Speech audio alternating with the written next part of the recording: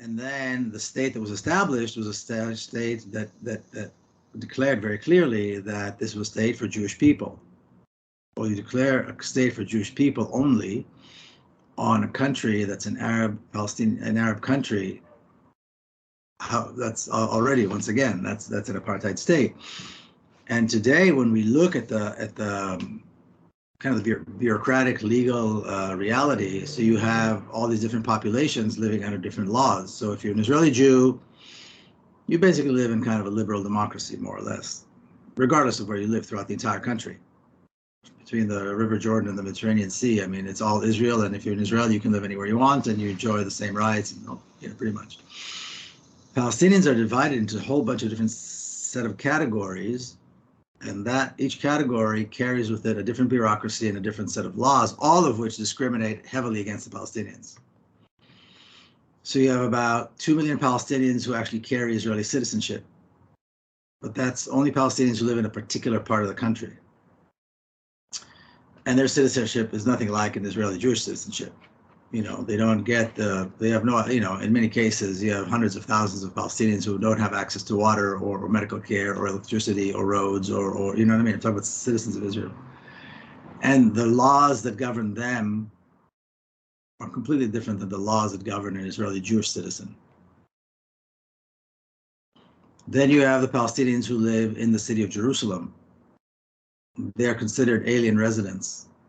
Now, mind you, there are families in Jerusalem, Palestinian families in Jerusalem that go back, have a recorded history of 800 years in the city. I have more rights there than they do. I have citizenship. They're alien residents. My grandparents immigrated 100 years ago. Their families have been there for, 800 years, recorded, written history. Then you have the Palestinians who lived in what used to be called the West Bank. And I say that because there's no more West Bank. The West Bank is gone. It's all part of Israel now. But there are these ghettos, these pockets of Palestinian population that are enclosed. They live under a different set of laws. They live under military law completely. Then you have the Palestinians who live in the Gaza Strip, over 2 million Palestinians who live with no rights at all. I mean, they're in a prison. They're in a concentration camp. Over 2 million people. Now, the country is very small. So 2 plus 2 is 4, and then another 3.5. That's 7.5 people that are being governed by Israel without rights, with varying degrees of lack of rights. And then you've got about, 6.5 million Israeli Jews who have, all the privileges. So that's apartheid. I mean, that's no correct question. It's apartheid, and it's a very brutal form of apartheid. People who came from, were active in the struggle against apartheid in South Africa. They always testify that they've never seen anything so horrible as what the Palestinians are going through. Even Africans in South Africa didn't suffer the kind of horrors that the Palestinians have to live through, and. So that's the state of Israel. So people that choose to support Israel, and today in the UK, I mean, that's the entire establishment. There's no difference between the two parties, Labour, Tories. I mean, everybody, Lib Dems, they're all, completely supportive of Zionism and Israel, which is like supporting any other racist supremacist ideology. So as far as I'm concerned, they are racist and they support the worst kind of terrorism and the worst kinds of horrors. By saying and declaring that they are Zionists, and this is true, not just in the UK. It's true pretty much everywhere in the West. Yeah, when I think it was Liz Truss, when she became Prime Minister, said she was a Zionist. Keir Starmer, obviously the opposition leader in Labour, also said he's a Zionist. Something they kind of say. They always support Israel. Their right to self-defense. James Cleverly. Relationship. Just on what you said with Gaza, it's always described as like an open air prison. You said, a type of concentration camp. So when you say that, what do you kind of mean by that?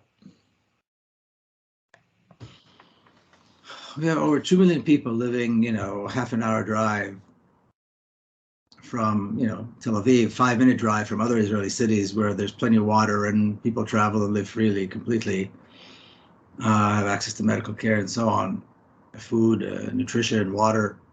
They're closed. They can't go in and out. They can't fish. They can't go beyond, I think, 3 kilometers or 5 kilometers to even fish. And Gaza has always been a fishing region, a fishing city going back thousands of years.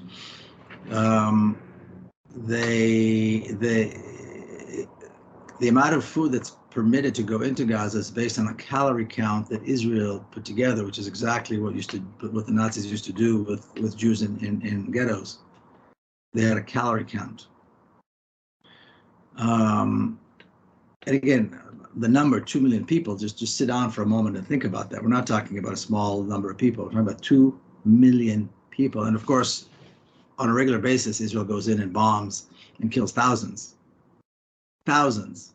and injures tens of thousands. Now, these injured don't have access to medical care. And if you imagine a child in Gaza that has, I don't know, an ear infection and there's no antibiotics. Never mind a child who has a curable cancer but doesn't have access to the medical care because Israel won't allow it. On the other side of the fence, you have an Israeli child with the exact same thing, but they have medical care and they're going to be fine. So when we say apartheid, it's, the details, it's not just, what I mean? It's horror. It's a life of horror. And out of the 2 million people in Gaza, 55% are under the age of 18. So really, we're talking about a population of children that's being driven to hunger and just living in horror. I mean, they're living in horror all the time. And what is it? 3 hours away from Rome. It's a 5-hour flight from London. I mean, it's very close. It's right there in the center of the Mediterranean. And so again, when people say they support Israel and they support Zionism, they're supporting the worst kind of violence and racism. Obviously,